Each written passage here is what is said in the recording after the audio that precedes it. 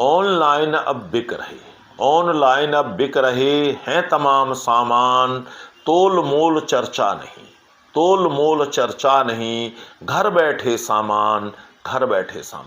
नमस्कार साथियों, स्वागत है आपका संप्रेषण में एसएस में। मैं हूं आपका दोस्त डॉक्टर एसएस त्रिपाठी।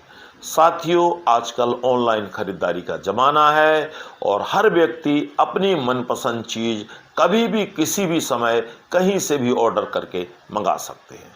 और ऑनलाइन शॉपिंग साथियों दिनों दिन लोकप्रिय होती जा रही है और एक आम इंसान भी इसको प्रयोग करने लगा है। लेकिन साथियों, एक बात कहना चाहूँगा कि ऑनलाइन शॉपिंग की भी अपनी सीमाएं हैं, अपनी लिमिटेशंस हैं और इसके दूसरे पहलू भी हैं जहां हमें ऑफलाइन शॉपिंग को चुनना पड़ता है। यहाँ एक बात बड़ी विनम्रता से आपके सामने कहना चाहूँगा कि साथियों, न तो मैं ऑनलाइन शॉपिंग का पक्षधर हूँ और न ही ऑफलाइन शॉपिंग का पक्षधर हूँ। मेरी नज़र में दोनों का बराबर सम्मान है, दोनों ही जरूरी हैं और मैं अपनी बात निष्पक्षता से रखूँगा।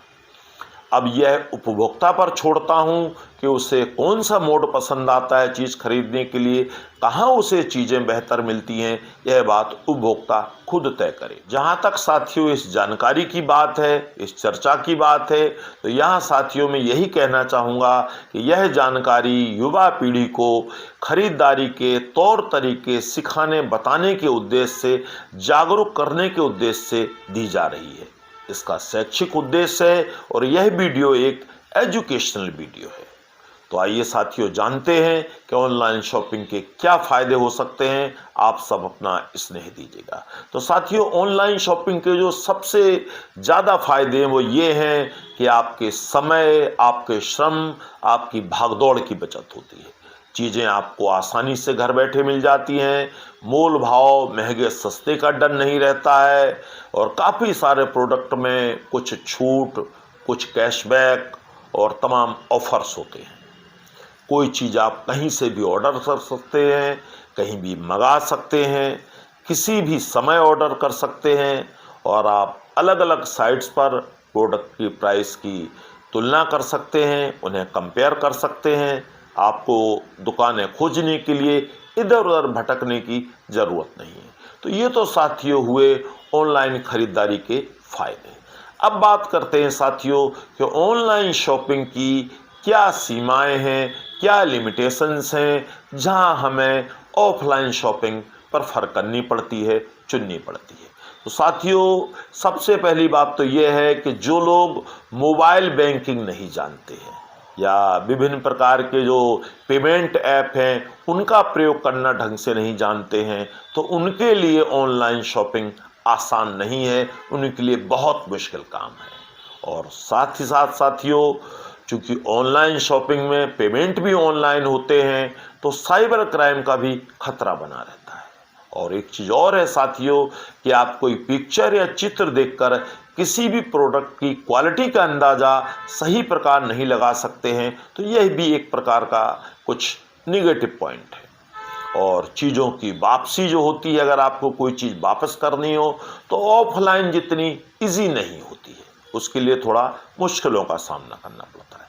कई बार साथियों डबल पेमेंट का डर होता है और ये भी है साथियों कि हर चीज़ ऑनलाइन अवेलेबल भी नहीं होती है, जैसे कि सैलून, ब्यूटी पार्लर या आपको किसी चीज़ की मरम्मत करानी हो, तो ये चीज़ें आपको ऑनलाइन अवेलेबल नहीं होंगी। इनके लिए तो आपको ऑफलाइन ही जाना पड़ेगा। साथियों, इसके अलावा ऑनलाइन शॉपिंग के कुछ व्यवहारिक पहलुओं पर भी नज़र डाल ली जाए। ये व्यवहारिक पहलू साथियों वो हैं जिनमें युवा पीढ़ी के लिए कुछ खास नहीं होता है, जैसे मोल भाव, बार्गेनिंग के तरीके, दुकानदार से बातचीत का अनुभव, खरीदारी के अधिक अवसर ना मिल पाना। ये चीज़ें होती हैं जो व्यवहारिक अनुभव युवा पीढ़ी नहीं कर पाती है ऑनलाइन शॉपिंग में। वो सोशल एडजस्टमेंट, सोशल मोबिलिटी, इन चीज़ों से भी दूर रह जाती है अगर वो ऑनलाइन शॉपिंग करती है। और एक चीज़ और है साथियों कि अगर कोई ज़्यादा खर्चा कर देता है, चूँकि पेमेंट ऑनलाइन होते हैं, तो ज़्यादा खर्चे के करने के बाद भी चूंकि ऑनलाइन पेमेंट हुआ है, इसलिए वो उस खर्चे पर ज़्यादा अनुभव नहीं कर पाता है कि उसने कितना पैसा खर्च कर दिया या कितना पैसा ज़्यादा खर्च हो गया। और साथियों, ये भी होता है कई बार ऑफर के चक्कर में लोग ज़्यादा चीज़ें खरीद बैठते हैं और सीखने जानने सक्रियता के ज़्यादा अवसर नहीं मिल पाते हैं, और सीधे जाकर जो ऑफलाइन में बार्गेनिंग आदि करी जा सकती है वो सीखने के लिए मौके नहीं मिलते हैं। बाजार भाव का सही आकलन नहीं कर पाते हैं युवा। और एक चीज़ और है जो छोटे व्यापारियों के लिए ऑनलाइन शॉपिंग उनके रोजगार के संकट के रूप में भी आ सकती है आगे। तो साथियों, इस स्थिति में क्या करना चाहिए हम लोगों को? तो अगर साथियों मेरी बात माने तो मैं तो यही कहूँगा कि हमें दोनों ही मोड्स का प्रयोग करना चाहिए। जहाँ हमें ऑनलाइन में फ़ायदा है वहाँ ऑनलाइन करें, जहाँ ऑफलाइन में फ़ायदा है वहाँ ऑफलाइन करें। जो चीज़ जहाँ बेहतर मिले उसी मोड का इस्तेमाल करें। युवाओं को सीधे बाजार जाकर ऑनलाइन और ऑफलाइन दोनों चीज़ों को सीखना चाहिए। और क्योंकि ऑनलाइन जो है एडवांस टेक्नोलॉजी है और ऑफलाइन जो है प्रैक्टिकल नॉलेज है, तो मैं समझता हूँ नई पीढ़ी को दोनों में ही परफेक्ट होना चाहिए और किसी एक मोड पर डिपेंडेंट नहीं रहना चाहिए। तो मेरा तो यही मानना है कि दोनों प्रकार के मोड्स को युवा पीढ़ी सीखे, जाने और जिसको जैसा उचित लगे वैसा करे। अब अगर सार और संक्षेप में कहूँ साथियों, तो मैं यही बात निष्पक्षता से कहना चाहूँगा कि जहाँ सीखने जानने के अवसर ज़्यादा मिलते हैं, युवाओं को वही मोड चुनना चाहिए, या जहाँ उन्हें चीज़ बेहतर मिले, उनकी मनपसंद चीज़ मिले, वह मोड चुनना चाहिए।